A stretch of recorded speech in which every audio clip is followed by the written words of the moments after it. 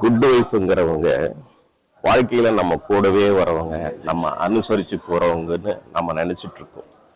அப்படியெல்லாம் ஒண்ணும் கிடையாது. நம்மை புரிந்து கொண்டு பிறகு அவர்களை நமக்கு புரிய வைப்பவர் நல்ல மனைவிங்கிறது என்னுடைய கருத்து. ஒரு ரெட்டை மாடு வண்டி இருக்கு, ஒரு தூரமா பயணம் போறோம். ரெண்டு மாடும் ஒரே திசையை நோக்கி ஒரே வேகத்துல போனாதான் நம்ம இலக்கை நம்ம அடைய முடியும். அந்த பயணம் இனிமையா இருக்கும். நம்ம நினைச்ச தூரத்தை எளிதில் அடைய முடியும். அது மாதிரிதான் ஒரு குடும்பம்னாக்கா ஒரு வாழ்க்கை பயணத்துல கணவனும் மனைவியும் இணைஞ்சு பயணிக்கணும். ஒருத்தர் புரிஞ்சுக்கணும். அடுத்து யார் கொஞ்சம் தப்பு பண்ணாலும் ரெண்டு பேர்ல யாராவது ஒருத்தர் விட்டு கொடுத்துட்டு போகணும். அப்படி விட்டு கொடுத்துட்டு போனாதான் அந்த குடும்பம் நல்லா இருக்கும்.